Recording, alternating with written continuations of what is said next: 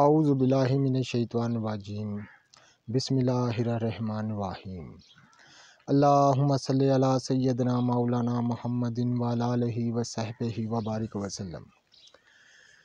نباتات کی اقسام، ان کے نام، ان کی افادیت کے ساتھ میں ہوں حکیم عامر شہزاد ڈسکا سے۔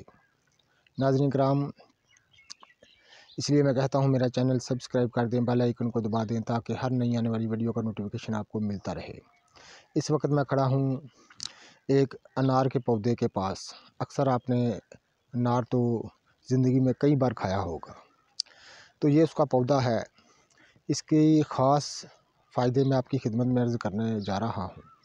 ناظرین کرام، یہ جو گلنار ہے، یہ جو انار کا پھول ہے، اس کو سائے میں خشک کر لیا جائے تو اس کا سفوف جو ہے وہ ناظرین کرام پیٹ کے کرموں کو دور کرنے میں، پیچس جیسی نامراد بیماری اور سنگرہنی جیسے نامراد بیماری کو دور کرنے میں اپنا کوئی ثانی نہیں رکھتے۔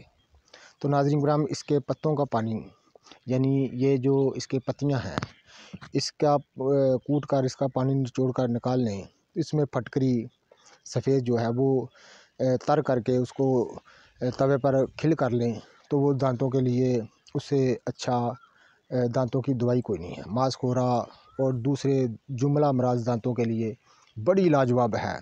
تو ناظرین کرام، یہ انار کا پودا ہے، اس کے بے شمار فائدے ہیں۔ پیٹ کو کرموں کے لیے، خاص طور پر جگر کی کمزوری کے لیے، بڑی ہوئی حرارت کو چند دنوں میں دور کرنے میں اس کے جو پھول ہیں وہ اپنے اندر خاص تاثیر رکھتے ہیں۔ بڑی بڑی جو مہنگی دوائیوں ان سے بازی لے جاتے ہیں۔ تو ناظرین کرام، ہمارا کام ہے آپ کی خدمت میں نباتات کی افادیت بیان کر دیں، ان کی صحیح شکل و صورت، ان کے نام، ان کی افادیت آپ کی خدمت میں عرض کرنا۔ تو ناظرین کرام، ویڈیو کو شیئر کیجیے گا، لائک کیجیے گا۔ اللہ حافظ۔